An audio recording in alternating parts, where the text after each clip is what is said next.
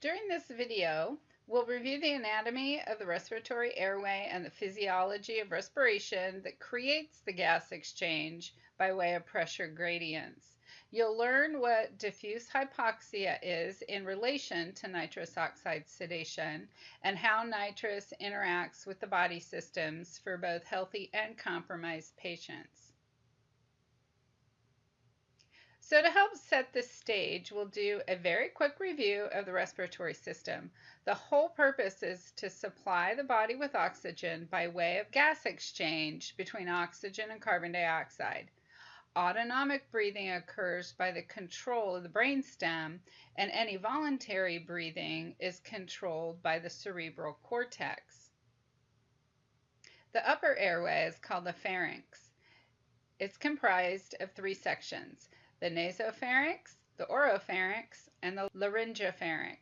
Together, they help warm and humidify incoming air, as well as filter macroparticles such as dust and dirt by way of the nose hairs, and any microparticles by way of cilia.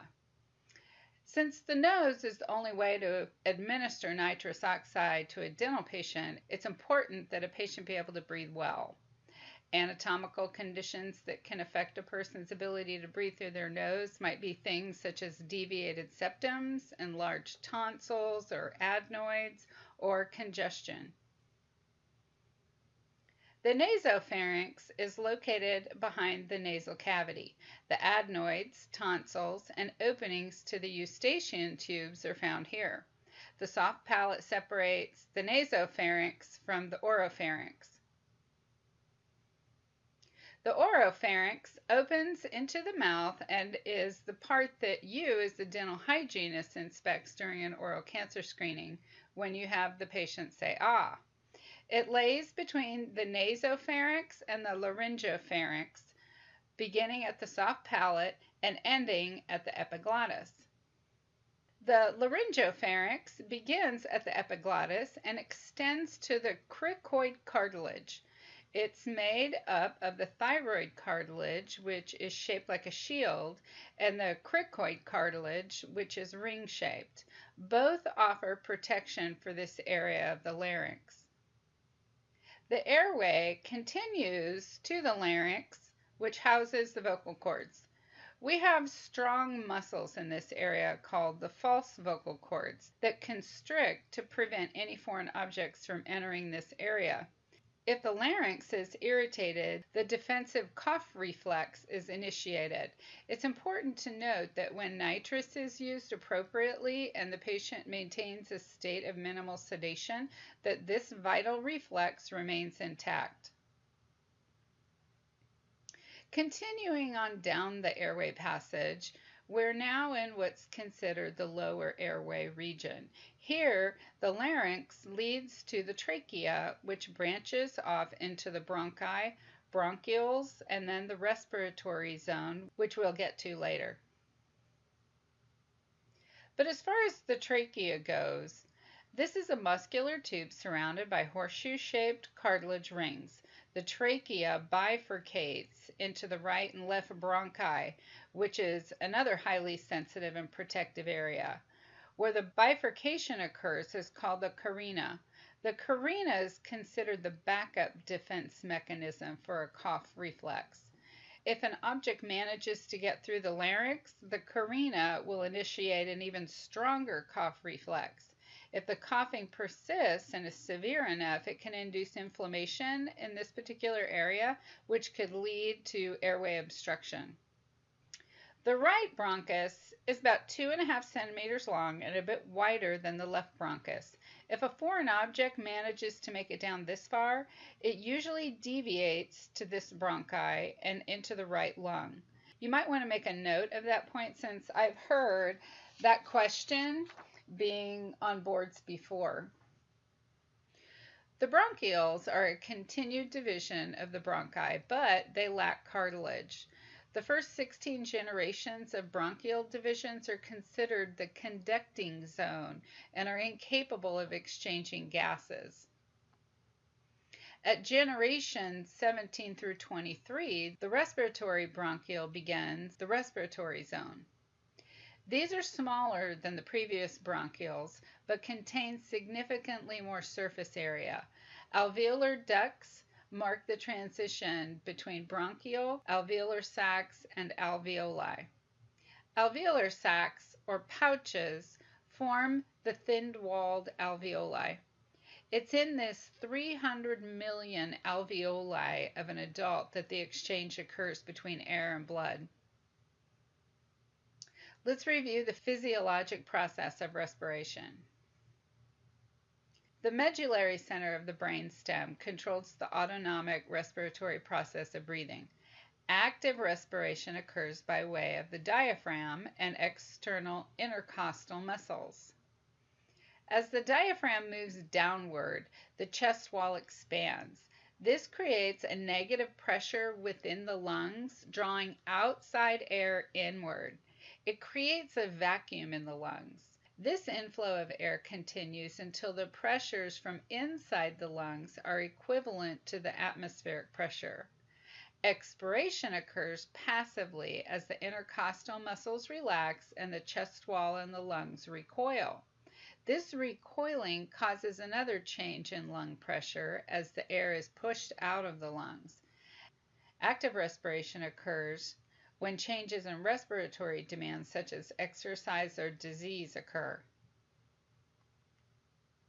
So take a moment and stop right now and think about your breathing.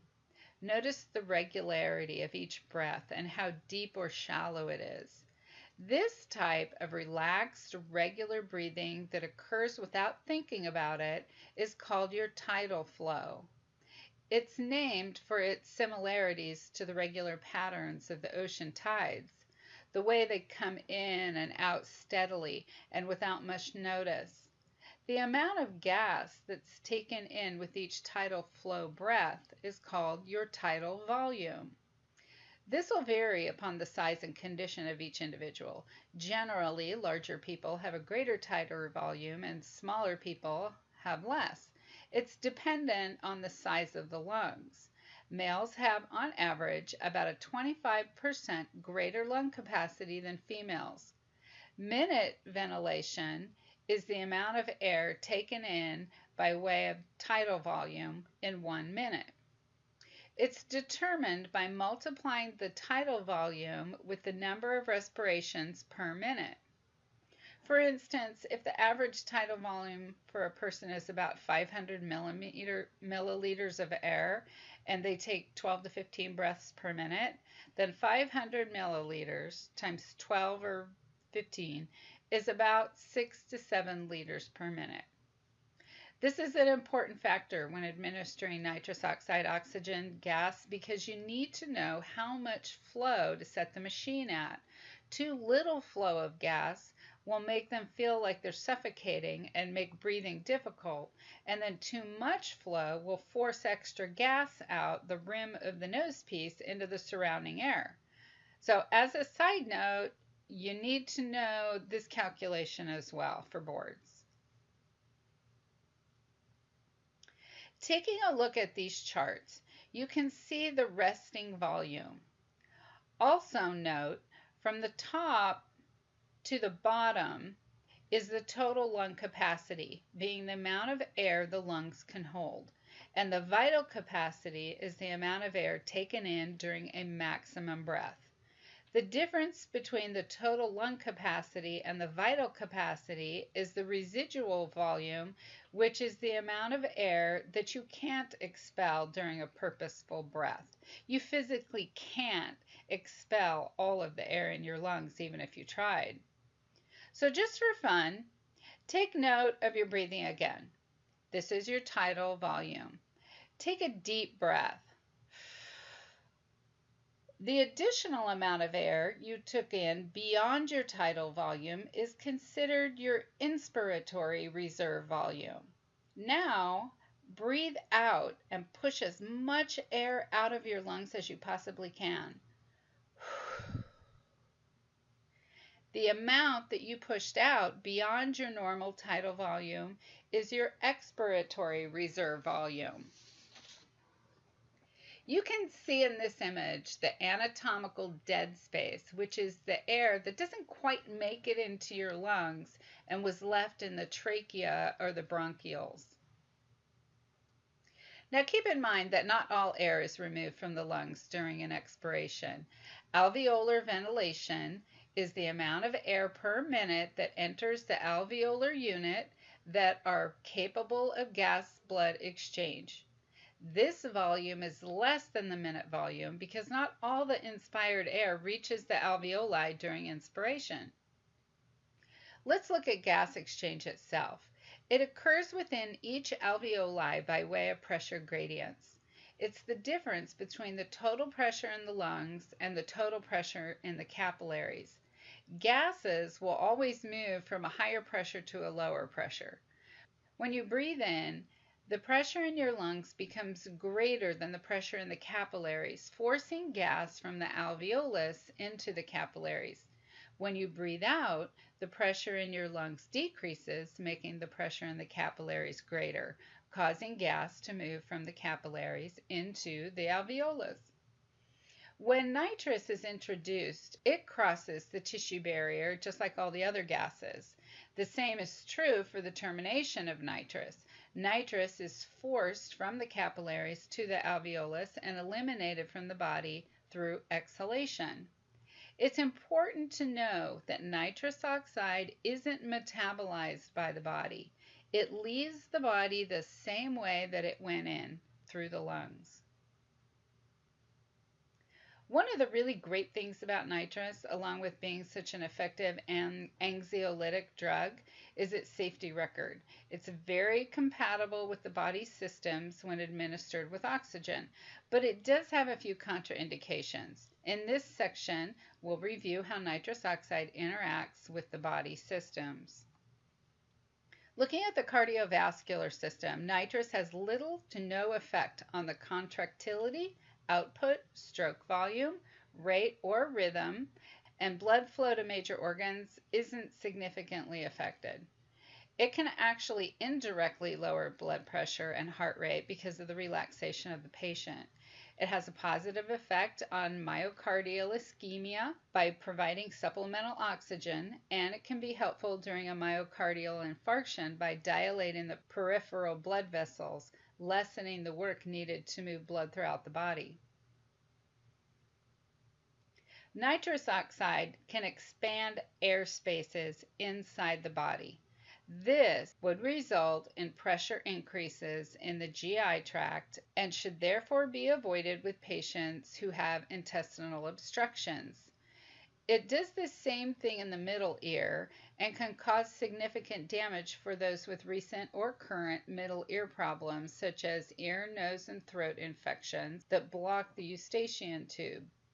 Complications such as hearing loss, tympanic membrane rupture, and graft displacements can occur. For these types of patients, it'd be better just to find other ways to relieve their anxiety or postpone their treatment until the issue is resolved. Also, patients who've had recent ophthalmic surgery, particularly involving the retina, may have a gas bubble that was placed in the globe of the eye. If nitrous is administered, it can diffuse into the bubble, causing it to expand, increasing pressure in the eye, which could lead to pain, decreased vision, or even blindness. Nitrous for these patients needs to be postponed until their healing is complete. Nitrous oxide has the ability to suppress the central nervous system, but when it's used properly, this isn't a concern. Nitrous decreases sensory perception that reduces an individual's ability to react to pain. Memory and mood are affected also to a variable degree, depending on the concentration of the nitrous oxide. Memory is slightly impaired and mood is relaxed. Nitrous can distort a patient's spatial orientation, making them feel heavy or light and floating. It can be safely used on patients with cerebrovascular accidents or seizure disorders and Parkinson's disease. Exaggerated reactions can occasionally occur. So for patients who have autism or mental disorders or Alzheimer's disease, it would be a good idea to get a medical consult before administering nitrous. Nitrous oxide may exacerbate the negative aspects of many conditions, such as some psychiatric disorders, a history of chemical dependency, or being under the influence of alcohol or drugs at the time that nitrous was administered. Nitrous oxide can also enhance the central nervous system depressant effects of recreational drugs, so it may be contraindicated in these situations. As great as nitrous is, there still are a few contraindications to note.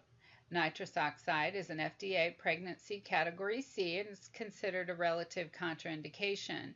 Because of its potential for teratogenic and fetal toxic effect, avoidance during the first trimester is especially important.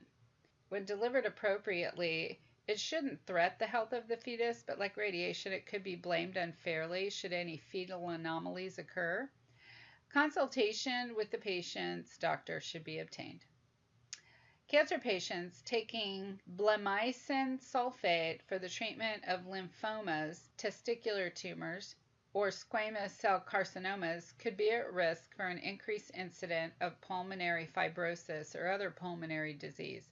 It occurs indirectly with concentrations greater than 30% of nitrous. For these patients, just postpone the use of nitrous. Pernicious anemia or other B12 deficiencies can cause megaloblastic bone marrow changes when combined with nitrous. This is associated with higher concentrations, but obtain a medical consult anyway just to be safe. Nitrous can cause bullae in patients with cystic fibrosis. I'm not exactly sure what this is, but I know it has something to do with the expansion of gases that we discussed earlier. Obstructive bowel syndrome goes back to the expanding air spaces, and as far as psychological impairment, this would be for patients who might have Down syndrome, Alzheimer's, or autism. You want the patient to understand the procedure so that they can communicate any problems that they may be having while under nitrous oxide. It can be tricky with these patients if they have communication difficulties. For a psychotropic drug user, you don't want to use nitrous with a patient who already is on a central nervous system depressant such as alcohol or barbiturates. For patients who are current or recovering drug users, the use of nitrous could trigger an episode or encourage addictive behavior. If you have a patient who's unable to comprehend the treatment or are unwilling to comply, you may want to rethink using nitrous. Severely phobic individuals won't benefit. They'll probably need more specialized care, and sometimes the nasal hood can cause a feeling of claustrophobia for patients. And then the recent eye surgery we discussed earlier pretty thoroughly. Now realize that this is only associated with certain eye surgeries, not all. You'll know by going through their medical history.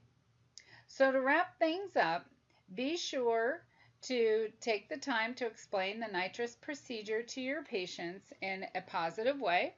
Most patients will consent and do well. If a patient's unwilling or doesn't give consent, you mustn't force the issue. Make it clear and let them make the choice. You want to preserve that patient-operator trust. You can always reschedule or consult with your dentist about other sedation options.